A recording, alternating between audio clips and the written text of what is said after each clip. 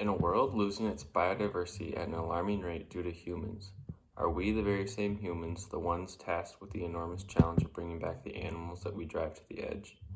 In the book that I read, Rat Island, written by William Stolzenberg, published by Bloomsbury in 2011, the reader is presented with two stories involving birds that could not be more different, yet are connected by a serious threat. In the first part of the book, we are given a little bit of background behind the two stars of the show: the kakapo of New Zealand and the least auklet of the North Pacific. The kakapo's population was once able to be counted all on one hand, while the least auklet struggles to even be counted because there are so many. The kakapo is a solitary, chubby, ground-dwelling, flightless parrot. The least auklet, on the other hand, are tiny diving seabirds that at times fly in flocks of hundreds of thousands. Both species, however, are connected by three things: a common threat and enemy, the rat, as well as another enemy/savior, the human, and the gift of evolving in the isolation of an island habitat. Stolzenberg exposes a brief history of how the rats made their way across the seas with some of the early Polynesian explorers, where they were brought along both as stowaways and as gifts and relics. Once the rats were introduced to the islands, it was an all-out attack on the birds' way of life. Scores of rats and human explorers tore through the wildlife on these tropical islands of the Pacific that had been untouched and, more importantly, unthreatened by anything for their entire lives. Species started to topple like dominoes, including moas, haas eagles, waterfowl, and insects. The chunky kakapo was pushed to the edge in more ways than one. They were both nearing extinction as well as being pushed geographically by hordes of rats and hunters. Now the connection. The Aleutian Islands of Alaska, stretching towards Russia, are a prime place for the least auklets and many other northern seabirds to mate and hatch their offspring. However, in the days of World War II, it is thought that the rats were stowaways on military ships that landed and battled on these frigid islands. The rats quickly accustomed to life on these islands, taking advantage of the clueless little auklets wreaking havoc on nesting sites. Later on, once the concept of conservation was being more urgently pushed, the author recalls different stories of conservationists working so hard to rid these islands of the threatening rats. Several attempts of relocation of kakapos and rat trapping failed, not due to lack of effort, however, as many New Zealanders sacrificed a lot to attempt to bring the kakapo back from the edge of extinction. The author then goes on to talk about some of the successful removals of invasive threats to island life. Some of these stories included the massacre of invasive pigs from the islands of Clipperton and Santa Cruz, the successful removal of domestic cats from islands near the Baja Peninsula in Mexico, the development of a more effective rat poison, brodifacoum, and finally the trial run on the smaller Aleutian island, Rat Island, before moving on to the much larger Kiska Island in Alaska.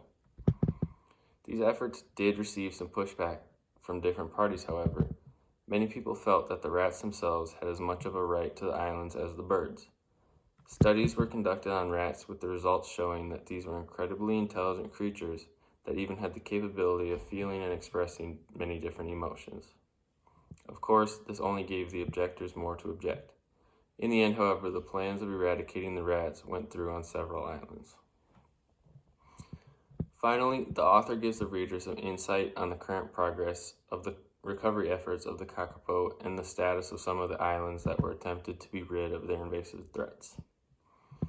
Now, moving on to my analysis of the book, I thought that this was a very good read that had some extremely entertaining and captivating stories from many different conservationists.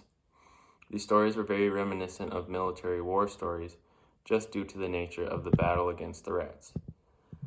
Many of the stories involve planning out battle strategies, choosing when to wave the white flag and surrender, and learning from mistakes and using these lessons as advantages in the future. The military theme was fitting due to the true life and death stakes that were at hand. At times, teams formed like squads of mercenaries, all with different skill sets with the aim of wiping the threats off of the islands for good. When the kakapo's numbers were down to almost zero, there was absolutely no cutting corners, because if they did, there's a very high chance that we would have lost the species for good. As entertaining as these battle stories were, the big question that this book posed was, how far should us humans go to protect the biodiversity of islands, and where do we draw the line? While I was reading this book, I kept having the thought of humans playing God cross my mind. The idea that we are the ones who choose how much effort we put into both saving and killing these animals was weighing heavy on my brain. Most of the time, it is us humans that are the ones to blame for these invasive species pushing other native species towards extinction. In my mind, it makes sense to correct our mistakes by any means necessary to protect a more fragile and at-risk species. However, this book did a good job of making me feel almost sympathetic with the rats. These animals were brought to new lands by chance and hit the ground running, thriving in this new predator-less environment with food sources abundant. If I were to walk a mile in the tiny rat shoes, I would think it's pretty awesome. The problem that this book presented was, what makes a kakapo, auklet, or even human lives take priority over rats? Then, as the book progressed and I read more, I started thinking of the grander scheme of things, and I realized, okay, the removal of the rats does mean that the ecosystem as a whole will be able to thrive as it should and as it did prior to the rats showing up. Even though us humans are the ones at fault for introducing these rats to paradise, sadly the rats are the ones that are going to suffer if we want to make things right. This book was probably intended for people with at least an interest in ecology and conservation biology, but I would recommend it to anyone looking to learn about the dangers that invasive species pose to native flora and fauna.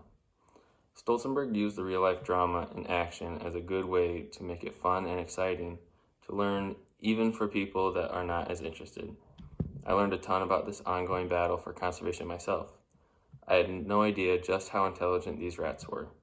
I gained a lot of respect for them mainly because of how resilient and fast adapting they are to changing conditions.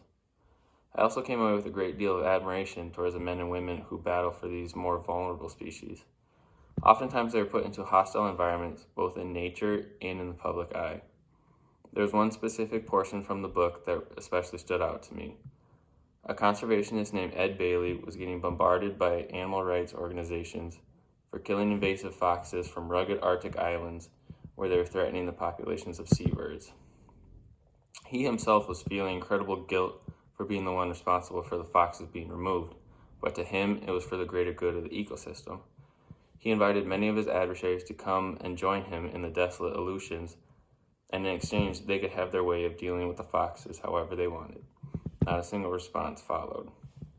He and his team continued to remove the foxes, and they went on to have one of the most impactful conservation efforts ever, as they saved several species from the edge of extinction. I thoroughly enjoyed this book and would recommend it to anyone willing to learn.